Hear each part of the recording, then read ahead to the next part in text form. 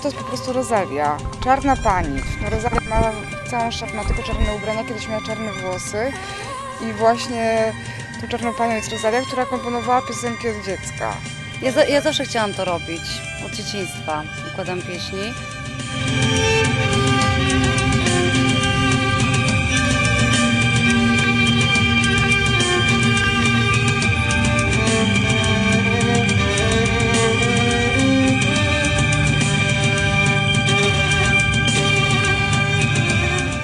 Pochodzimy z takiej katolickiej rodziny artystycznej. Nasi rodzice zajmują się sztuką sakralną.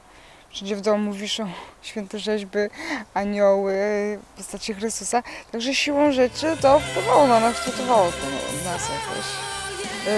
Nasza mama jest rzeźbiarką, natomiast tato jest skrzypkiem. Pracuje w operze. Zresztą zabierał nas, jak byliśmy takimi małymi dziewczynkami, to chodziliśmy na wszystkie opery, siedziałyśmy na próbach w orkiestronie i myślę, że taki świat pełen mocnych uczuć, przeżyć, też te suknie i to wszystko, to bardzo dużo może mieć takie źródła.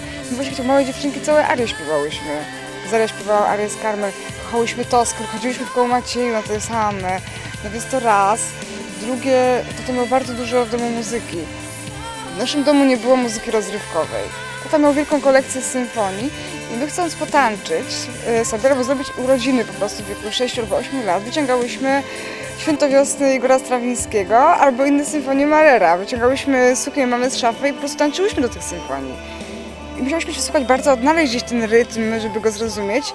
I chyba w 8 klasie podstawówki, jak zaczęłam od koleżanek pożyczać po prostu jakąś muzykę rozrywkową, to nagle to się wydało takie proste, takie łatwe. Pierwszy zespół, jaki słuchałam, to był Pink Floyd na przykład. No różnych rzeczy słuchałam. No to też chciałam grać, tak jak oni. Zawsze chciałam to robić. Też układałam sobie jakieś pieśni i teksty. To też taka część mojego życia bardzo ważna dla mnie.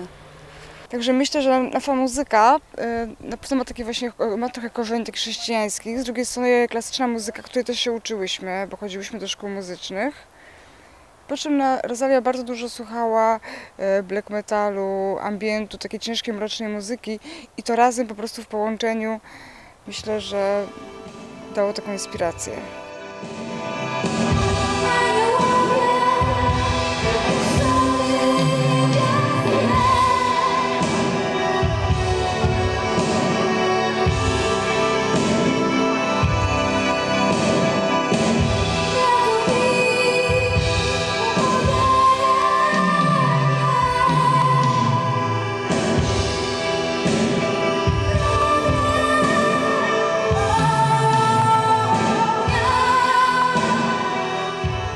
Bardzo lubię chodzić na cmentarz.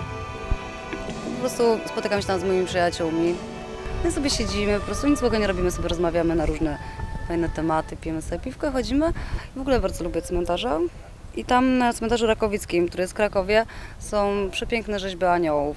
One właśnie mają takie skrzydła o takim kształcie.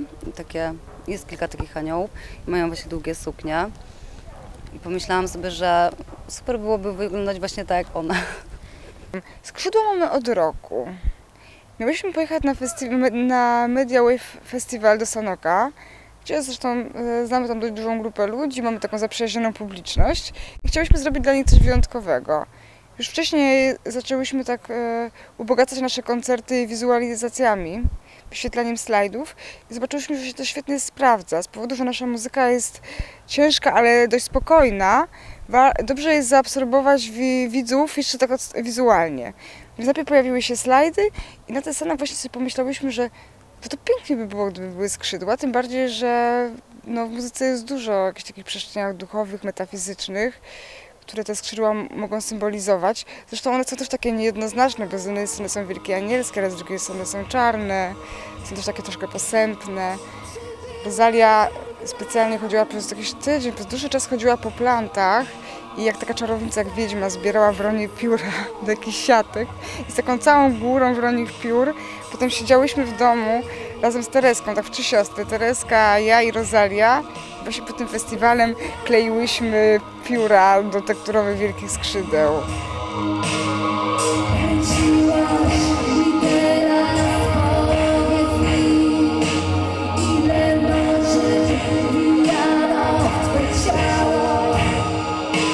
Ile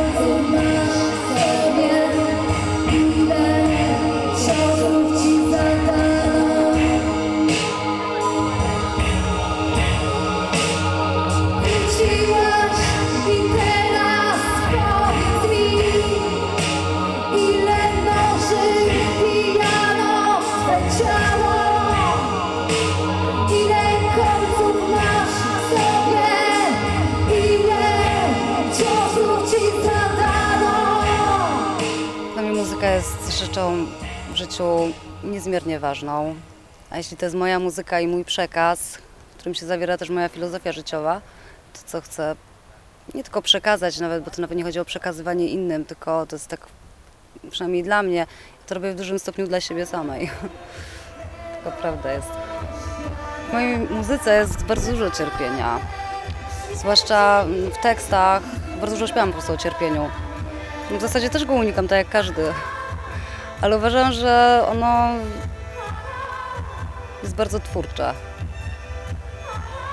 To jest jedna z bardziej twórczych rzeczy, jaka jest cierpienie.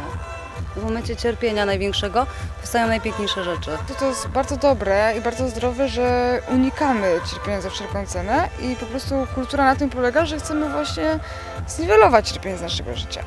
Niemniej jednak nie jest to możliwe, bo i tak w jakiejś formie cierpienie po prostu każdego człowieka dotknie. I po prostu to zależy, co możemy zrobić z tym cierpieniem.